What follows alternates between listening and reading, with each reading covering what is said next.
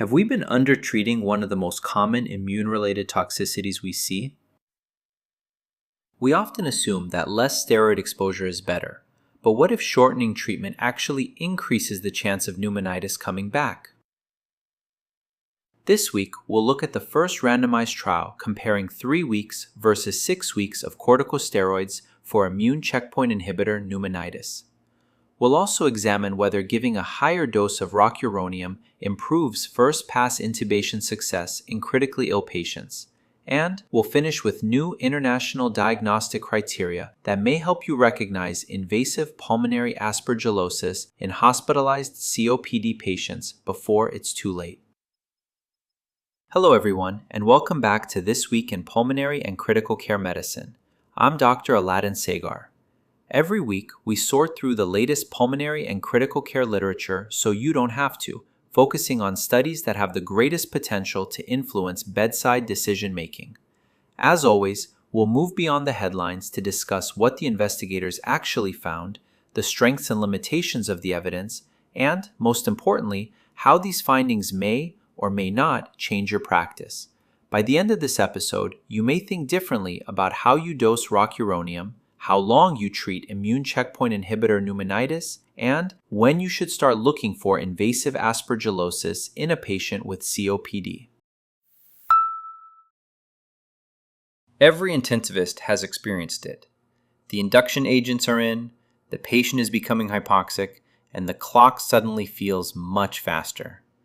In those moments, our focus is on achieving first-pass success because every additional attempt increases the risk of hypoxemia, hypotension, aspiration, and cardiac arrest. Most of us think carefully about our induction agent and our laryngoscopy technique, but how much attention do we actually pay to the dose of rocuronium? That's exactly the question addressed in a secondary analysis published in the American Journal of Respiratory and Critical Care Medicine in May 2026. Rather than comparing rocuronium with succinylcholine, the investigators asked whether higher doses of rocuronium, greater than 1.2 milligrams per kilogram, improve first attempt intubation success compared with the FDA-labeled dose range. The investigators analyzed data from 2 large multi-center randomized airway trials, DEVICE and PREOXI. Importantly, neither trial randomized patients to different rocuronium doses.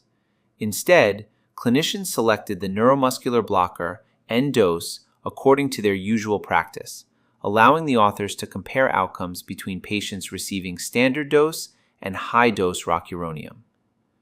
To reduce bias, they used propensity matching and adjusted for multiple measured confounders. The analysis included 1,822 critically ill adults who received rocuronium during emergency intubation across 9 emergency departments and 24 ICUs in the United States.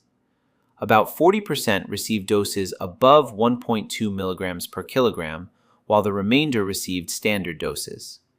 So what happened? Across the entire cohort, patients receiving higher dose rocuronium were 7% more likely to achieve successful intubation on the first attempt, with an adjusted relative risk of 1.07. At first glance, that may seem like a modest improvement, but emergency airway management is one of those areas where relatively small gains can translate into meaningful reductions in complications when applied across large numbers of critically ill patients. Then came the finding that made this study particularly interesting. When the investigators separated emergency department and ICU patients, the benefit disappeared entirely in the emergency department.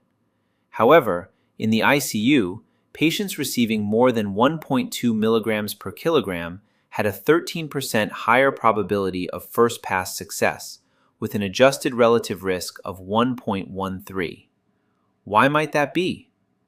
The accompanying editorial offers a compelling physiological explanation. ICU patients frequently have impaired cardiac output, vasodilation, shock, or altered drug distribution. Under these conditions, a larger dose of rocuronium may create a steeper concentration gradient at the neuromuscular junction, producing faster and more consistent paralysis before laryngoscopy begins. In contrast, emergency department patients may be physiologically more heterogeneous, reducing the measurable benefit of higher dosing. Equally important was what the investigators didn't find. Higher dose rocuronium was not associated with an increase in peri-intubation complications, although the study was not designed to prove safety equivalence. The editorial also points out that concerns about prolonged paralysis are often less clinically relevant in critically ill patients who are expected to remain mechanically ventilated after intubation. Before changing practice, though, we need to acknowledge the study's limitations.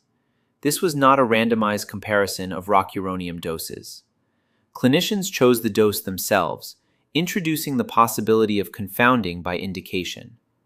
Although the authors adjusted for many variables, unmeasured differences between patients may still explain part of the observed benefit. Baseline differences, including BMI, sepsis, and anticipated difficult airways, also remained a concern despite propensity matching. So, where does this leave us? This study doesn't prove that every critically ill patient should receive more than 1.2 milligrams per kilogram of rocuronium. But it does challenge the assumption that staying within the FDA labeling is necessarily optimal during emergency airway management. For ICU patients, where physiology often works against rapid neuromuscular blockade, a higher dose may improve the chances of getting the tube in on the first attempt, without an obvious signal of harm.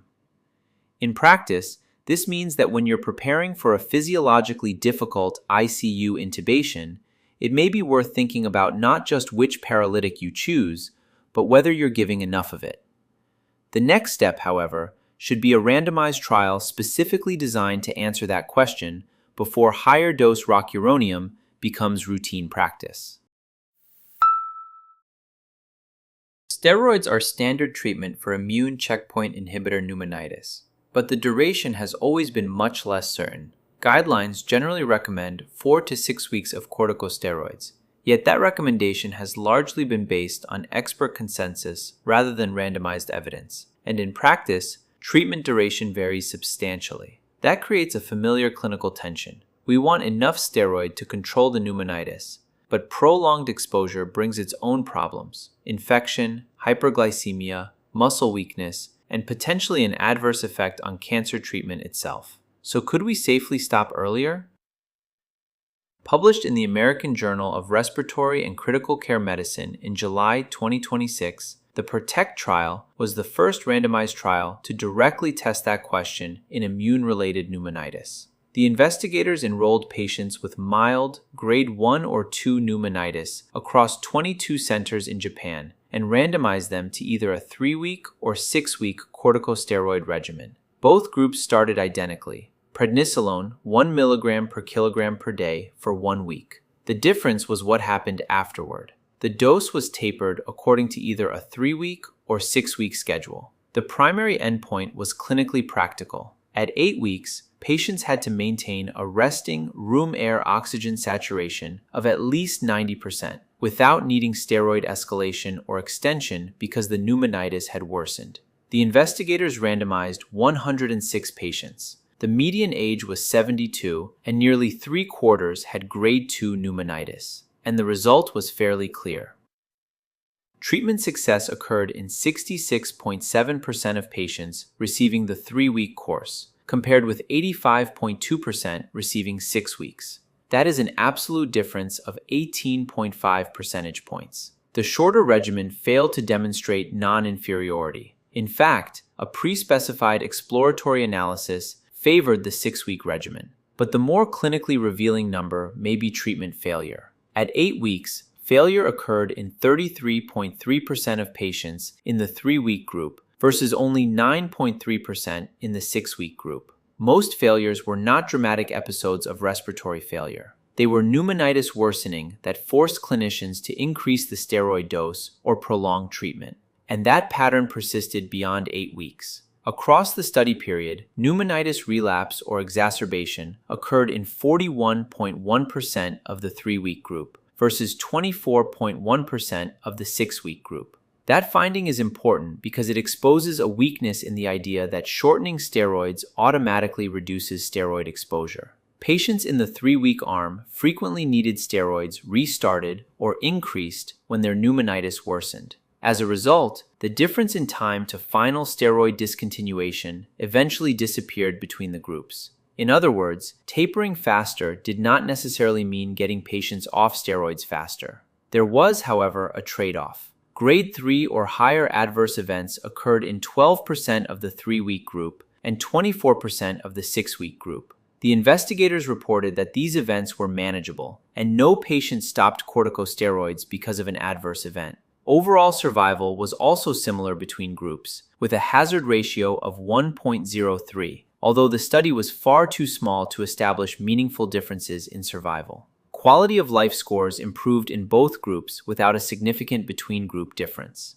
There are important limitations. This was an open-label trial, so treatment and ascertainment bias remain possible. The population was relatively small and entirely recruited in Japan. It also focused on mild grade 1 and 2 pneumonitis, so these findings should not simply be extrapolated to severe or steroid-refractory disease. And even the initial 1-week period at full-dose prednisolone was pragmatically chosen rather than supported by prior randomized evidence. Still, this is where the study becomes difficult to ignore. For years, the 4 to 6 week recommendation has been based mostly on consensus. Now we finally have randomized evidence suggesting that cutting that duration in half comes at a meaningful cost in disease control. In practice, this means that for patients with mild immune checkpoint inhibitor pneumonitis who require corticosteroids, I would not routinely shorten the taper to 3 weeks simply to reduce steroid exposure. A 6-week regimen now has prospective randomized evidence behind it. And perhaps the most important lesson is this. Sometimes the shortest steroid course is not actually the course that results in the least steroid. A patient with COPD is admitted with another exacerbation. They receive antibiotics, corticosteroids, bronchodilators, and initially, nothing seems particularly unusual. Then, they don't improve. The CT shows new infiltrates. A sputum culture grows aspergillus. Now what? Is this colonization? Is it chronic pulmonary aspergillosis? Or are you looking at invasive pulmonary aspergillosis? This is where many clinicians run into trouble, because the diagnostic framework we traditionally associate with invasive aspergillosis was largely developed for patients with hematologic malignancy, neutropenia, or transplantation. COPD patients don't fit that phenotype very well, and yet invasive pulmonary aspergillosis clearly occurs in them. Published in the American Journal of Respiratory and Critical Care Medicine in July 2026, an international expert group developed new COPD-specific diagnostic criteria for invasive pulmonary aspergillosis using a literature review, expert consensus, and a Delphi process. Importantly, these criteria are intended for hospitalized, non-intubated patients with COPD exacerbations. The first teaching point is about pre-test probability. The overall incidence of invasive pulmonary aspergillosis during hospitalized COPD exacerbations is only around 1 to 4%, so testing every patient aggressively would create a major false positive problem. Instead, the authors recommend asking first which COPD patient is actually at risk. Important risk factors include systemic corticosteroids or high-dose inhaled corticosteroids, prolonged antibiotic exposure, bronchiectasis, diabetes, and cardiovascular disease. The proposed algorithm suggests moving toward an aspergillus workup when a hospitalized patient with a COPD exacerbation has at least 2 clinical risk factors. And that's an important conceptual shift. Don't start with the fungal test. Start with the patient. The second teaching point is imaging.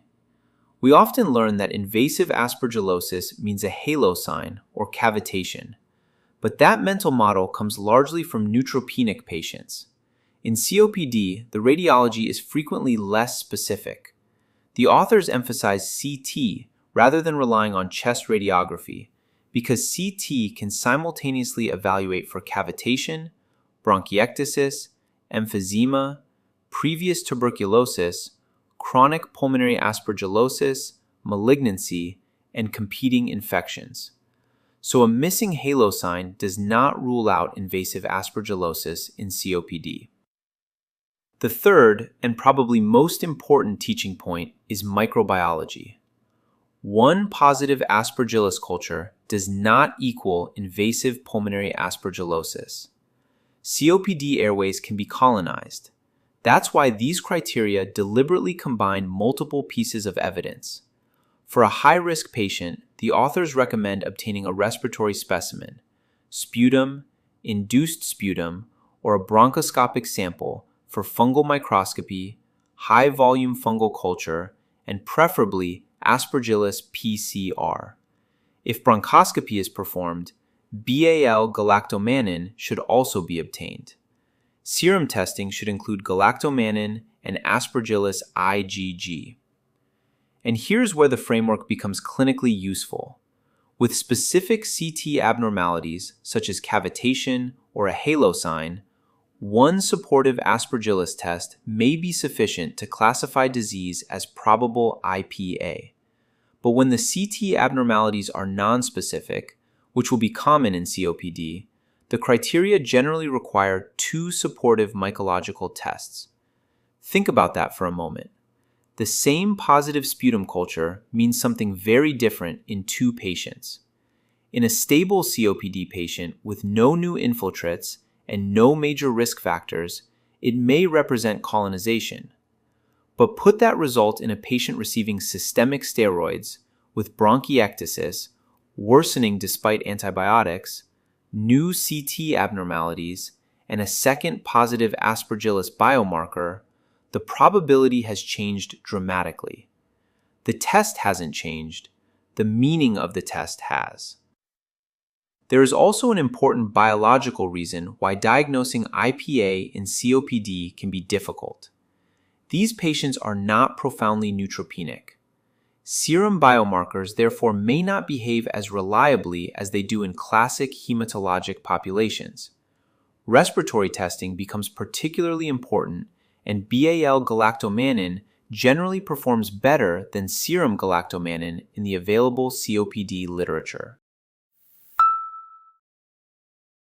Today's episode reminds us that some of the most important advances in medicine aren't new therapies. They're better answers to the clinical decisions we make every day. Higher dose Rocuronium may improve first-pass intubation success in critically ill patients, although confirmation from a dedicated randomized trial is still needed before changing routine practice.